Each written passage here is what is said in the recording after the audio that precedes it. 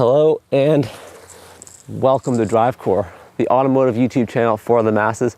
I'm Nathan, and today's a very special video as I announce this summer's car project. And unless you checked out my recent video about rust, you probably don't even know what's underneath this car cover. I suggest using that because, let's face it, your garage is probably just full of junk that you've accumulated since 2010. So be sure to check that out. So onto this vehicle.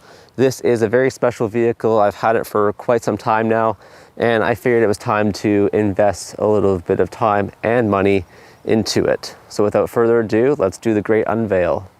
All right, let's see how well this $100 car cover has done for the last 4 months protecting this vehicle underneath.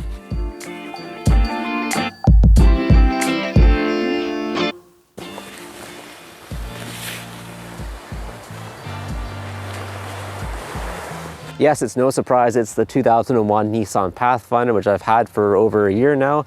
And I've had it stored at my dad's place here for the last 5 months, I'd say.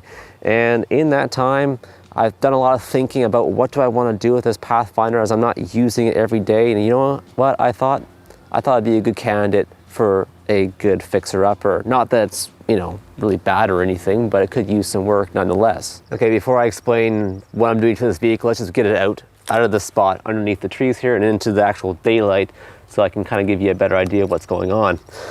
So I haven't started this vehicle in a while, so I'm gonna open it up here and see. Well, first of all, is there anything dead in there, like bugs or rats or anything like that? So let's figure it out.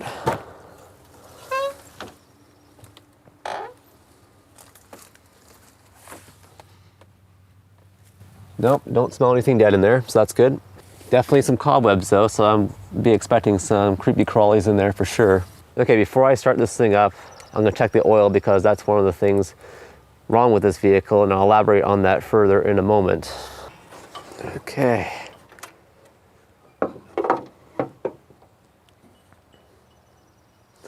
Well, engine's still there, that's good. Everything looks to be in pretty good shape, as it should be. You'd imagine with it being undercover for a while. All right, let's check the oil. So one of the issues with this vehicle and a lot of R50 Pathfinders of this generation is they leak oil. And this one is no exception. This one definitely leaks oil, and it's at a very common spot for a lot of these Pathfinders. I'm sure you can guess it already, and that is the rear main seal. Now this one, it's had other small little oil leaks. It's had the oil coolers and valve cover gaskets, which I replaced last year. But this one has the infamous rear main seal leak, and that one's a bit more challenging to fix overnight.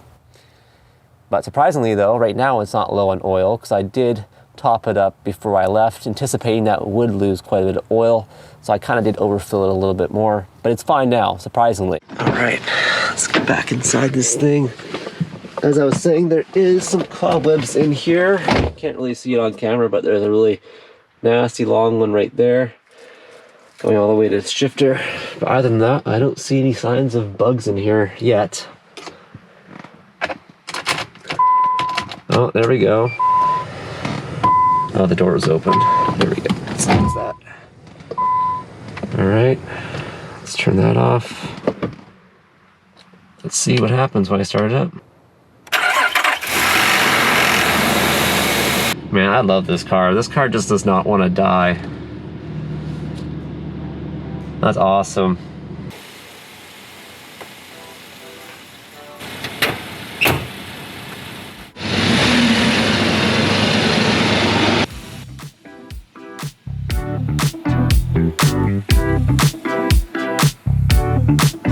Okay, now that we're out in the daylight, it's a bit easier to see, that's for sure. Now, there is a number of things that I need to do to this vehicle. Let's just start off with what I'm gonna try and do right off the bat.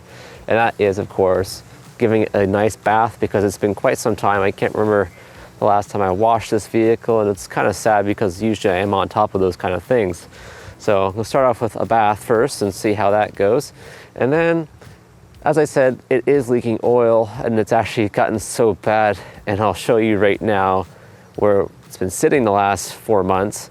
So you'll get an idea of how bad the oil leak actually is. Just to give you an idea of how bad the oil leak was on the Pathfinder, this was a fresh piece of cardboard when I placed it under the vehicle about 4 months ago, and now look at it, it's just caked in oil. It's really bad. You know, I knew when I bought this vehicle that this was an issue. I've had this oil leak for quite some time now, but I figured it was time to finally deal with it and get it fixed, which I'm gonna do now. Okay, besides giving it a well-deserved bath and, you know, getting the rear main seal fixed, which I'm not gonna be doing myself, by the way, I'm actually gonna get a shop to do that because I've had enough of changing out transmissions and things like that. It's a lot of work. And of course, you know, I figured you don't wanna see me struggle for hours and hours on end with bolts and other nonsense. So I decided I'm going to get a shop to do it this time and save us all the hassle. Now, in terms of other things I'm going to be doing to the Pathfinder, there's actually quite an extensive list. One of the other important things is suspension. Now, if you watch the review of my Pathfinder that I made months ago, for a vehicle that's over 20 years old, it still handles really well, surprisingly, actually, because it is riding on original suspension. You'll know that I said, oh, it's original suspension, and that's true. Most of it anyways. There was some suspension that I had to replace shortly after I bought it because I got the infamous death wobble as associated with a lot of these 4x4s. So I had to replace the rear trailing arms and a couple other suspension components. And I figured it was also time to do the springs and the struts up front because they look original, and I'm sure they're pretty worn out at this point. So I'm gonna do those as well. Okay, another thing I'm gonna be doing on the Pathfinder, and if you watched the rust video, you probably already know this already, and that is getting rid of the rust on the vehicle. Now, there fortunately is not a lot of it, but I'm sure there's probably more than I anticipate getting into. Of course, there's the stuff that you see right here on the lower part of the vehicle, which is very common on a lot of vehicles this age. And then you have some probably a little bit on the wheel arches in here. And then of course, underneath the vehicle. Now, fortunately, it's not that bad as I have looked at it before, but it's just some surface rust I want to treat and help extend the life of this vehicle. Before I even think about driving this thing, especially for quite a distance to my place, I'm actually going to put some fuel stabilizer in there because it has been sitting for about 4 months, and figure that's probably a good idea.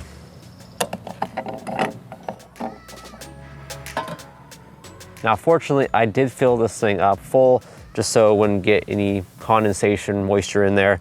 But nonetheless, I think it's still a good idea to use some stabilizer just to help with the fuel that's in there because it's probably starting to go bad. Now, the product I'm using for this, and I'm not sponsored in any way, is Lucas Upper Cylinder Lubricant.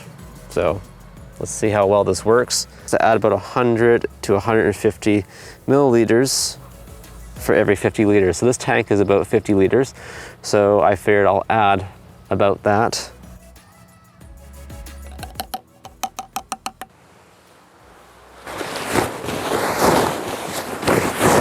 Give it one last shake before I put it in the car and take this vehicle home.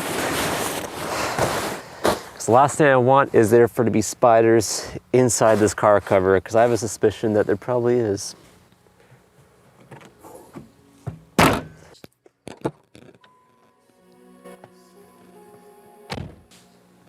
Okay.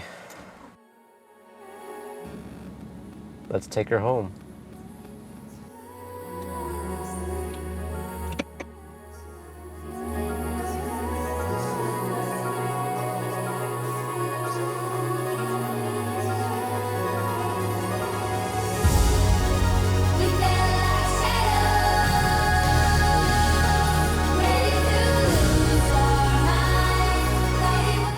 Feels great to be driving this vehicle again. I really do enjoy the Pathfinder. You know, it's quite a different vehicle, especially because I've been driving a Acura EL for the last 4 months.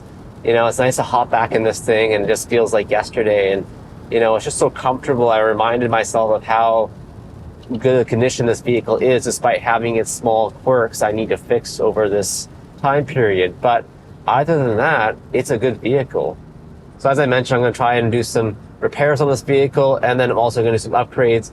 And one of those upgrades is actually going to be the stereo system. So in this vehicle from factory is equipped with the Bose sound system with the 6 CD changer. Now, the stereo works, my vehicle, like you can still use the radio and all that, but the 60D changer doesn't work and it's kind of obsolete now. And also the fact that the buttons are falling off all the time. I'm constantly having to glue them back on. That's just getting annoying, so I decided I'm going to change that out. Okay, it doesn't seem that bad, but again, these buttons I've glued on, tried to fix before, still just fall off. And then these buttons up here, they're kind of sticky and don't really work, this one especially. And then the volume knob is actually the worst offender of them all. This one, as you turn up the volume, it will kind of actually do the opposite. It will actually turn down. So that, again, nonetheless, I don't have to justify it anymore. I'm just going to replace it. It's pretty bad. So let's get started.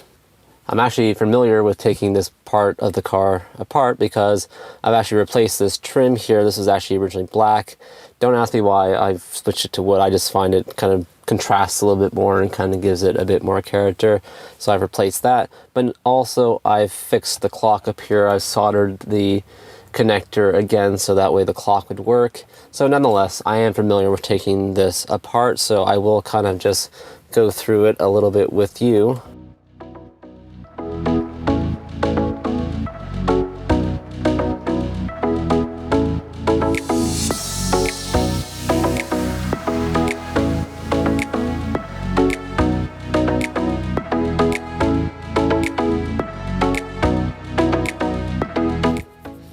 Honestly, I think that will be fine. I'll just be really mindful of the wood trim here.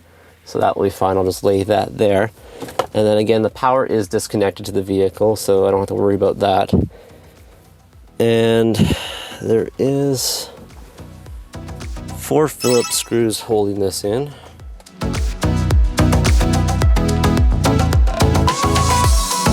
Okay, this thing should just come out now. Man, this thing weighs so much. It's a tank.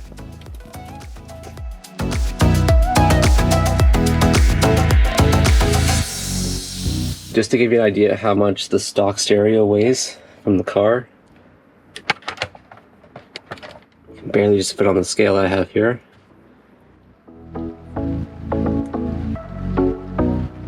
But it's just over 3 pounds. Now for the new stereo, not even a pound. Okay, so I plugged in some harnesses here. So now I'm gonna basically just wire it up from the harness that came with the head unit. I'm probably gonna get a lot of hate for this, but I'm not gonna use butt connectors because I can't find mine. So I'm just gonna use a soldering method. I'm just gonna twist these wires here, so I'm gonna do that instead. I am, however, going to test them before I solder them to make sure I didn't screw it up. But then again, I do have a wiring schematic. Okay, here's the wiring harness right here. As you can see, it's pretty good. Again, ideally I would love to use butt connectors, been quicker, but this is good enough. And I know it's sealed.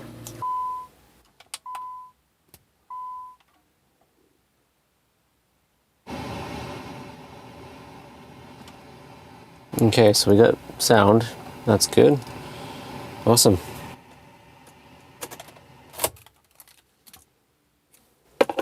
Sweet, there you go. Now it's just time to reassemble. It's actually the next day and I'm gonna give the Pathfinder a good clean because it's been about 6 months since I cleaned it. So let's get to it.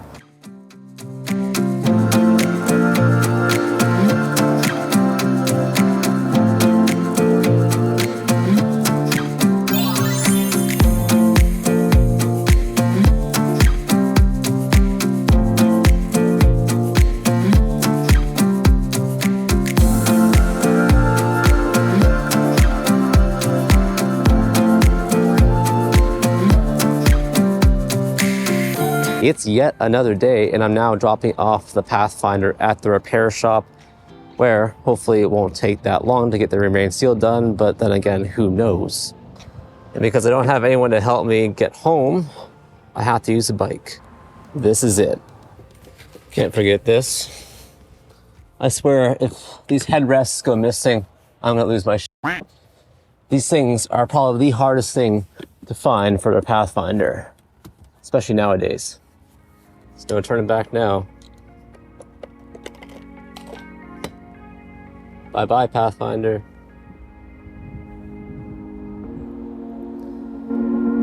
My chariot awaits. Well, I'm going to end today's video here, and I just want to say thank you very much for watching, and I hope you enjoyed the start of this journey with the Pathfinder and all the work that I'm going to be doing with it, and I can't wait to pick it up once it's ready. And of course, if you aren't subscribed to the channel, now is a good time to do so that way you get more content like today's video and more automotive content such as DIYs and reviews on my channel. And until next time, well, I gotta go because I got a long bike ride on the way home. So take care and bye-bye.